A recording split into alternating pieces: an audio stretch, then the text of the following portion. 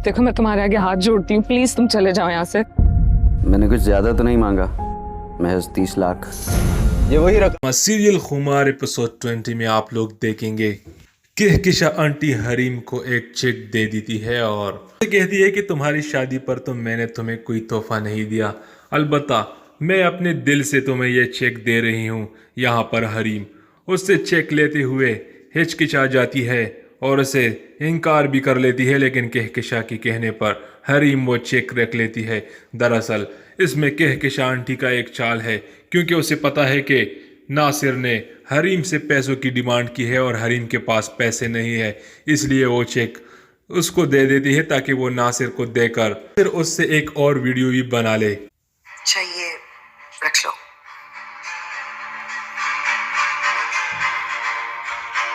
ये क्या है?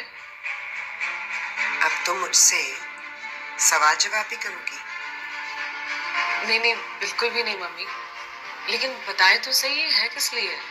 मैंने कहा ना तुमसे, तुम्हारी शादी पर तुम्हें तोहफा नहीं दिया, इस बात का मुझे दुख है। यहाँ पर कहकशा आंटी हरीम को वो चेक पकड़ा देती है और दूसरी जानिब हरीम को एक खत मिल जाता है जो कि कहकशा आंटी उसके कमरे में फेंक आती है। हरीम वो खत पढ़कर जब देखती है तो वो नासिर का होता है। तादाद मैसेजेस का जवाब ना दो और मैं तुम्हें ये भी ना दिखाऊं कि मेरी पहुंच कहां तक है। तुम्हारे आगे हाथ जोड़ती हूँ, प्लीज तुम चले जाओ यहाँ से। फोन की बात है तो मैं तुम्हें खुद फोन करूंगी, चले जाओ प्लीज। अच्छा गजब तो मत करो, जानती भी हो ये नमकीन आंसू देख के पिघल जाता हूँ। तो बात हो, लंबा चौड़ा तकाजा नहीं है, पर हाँ इस बार तो मैं गेट की इस साइड पे हूँ, अगली बार मैं गेट की उस साइड पे। यहाँ पर हमें दिखाया जाता है कि उस खत में लिखा था कि तुम दरवाजे के पास आ जाओ, नहीं तो मैं घर के अंदर दाखिल हो जाऊंगा और सब कुछ सच सच बता दूंगा।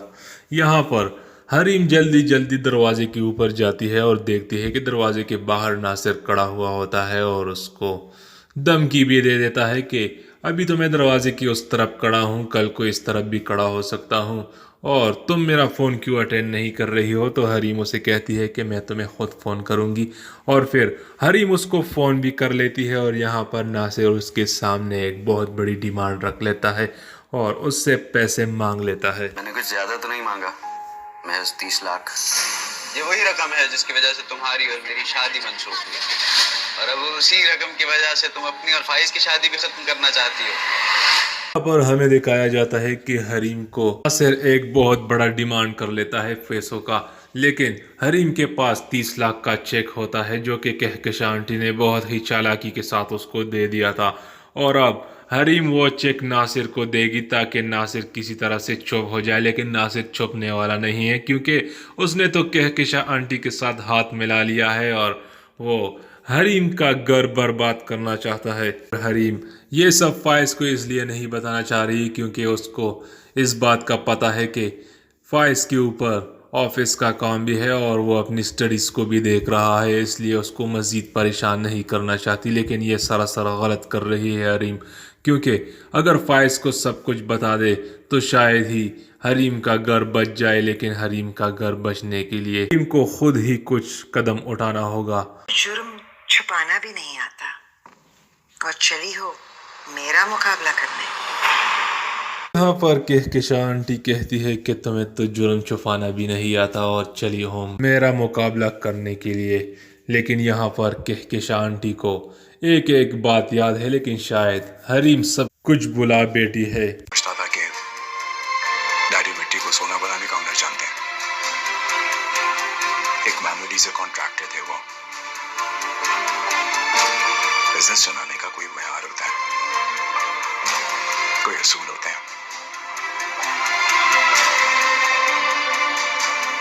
यहाँ तो अंधी नगरी मची हुई है। दूसरी जानिब हमें दिखाया जाता है कि फायज अपने भाई रायान के सामने खड़ा होकर उसकी आंखों में आंखें डालकर बात करता है कि तुम लोगों ने तो अंधेर नगरी मचाई हुई है और तुम लोग कैसा बिजनेस कर रहे हो, क्योंकि मैं तो समझ रहा था कि बाबा तो मट्टी से सोना बनाना जानते हैं, लेकिन यहाँ पर फाइल्स में गड़बड़ देखकर सारा बिजनेस ही इन लोगों का धोखे और फरेब से भरा हुआ है और शायद फाइज को ये बात हजम नहीं हो रही हो, इसीलिए शायद فائز یہ آفس اور آفس کا سارا کام چھوڑ دے گا اور ریان کو کہے گا کہ مجھے یہ بے ایمانی کا کام نہیں کرنا، اور پھر فائز وہاں سے گھر آ جاتا ہے اور پھر وہ حریم کے پاس بیٹھ جاتا ہے۔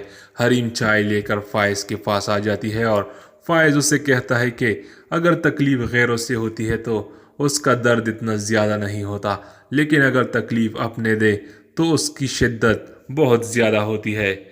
اور شاید فائز یہ بات ریان اپنے والد کے بارے میں کر رہا ہے، کیونکہ ان لوگوں کے ساتھ فائز کی کوئی بھی انڈرسٹینڈنگ نہیں بنتی۔ پریشانی غیروں سے ملتی ہے نا تو اس بیماری کی طرح ہوتی ہے جس کی شدت بہت کم ہوتی ہے، لیکن وہی پریشانی جب اپنوں سے ملتی ہے تو وہ ایک دیمک بن کے وجود کو کھانے لگتی ہے۔ لیکن ابھی تو شاید فائز کو یہ بھی پتہ چلنے والا ہے کہ حریم نے اس کے ساتھ دھوکہ کیا، لیکن دراصل وہ دھوکہ نہیں، وہ تو ناصر اور کہکشائی کی ایک چال ہے۔ لیکن کون کون چاہتا ہے کہ ناصر اور کہکشاں اپنے مقصد میں کامیاب نہیں ہونے چاہیے؟ حریم اور فائز ہمیشہ سے ایک ساتھ رہنے چاہیے۔ کمنٹ سیکشن میں اپنی قیمتی رائے کا اظہار ضرور کیجیے گا، چینل کو سبسکرائب کر کے بیل کے بٹن کو ضرور دبائیے گا۔ ملتے ہیں اگلی ویڈیو میں، خدا حافظ۔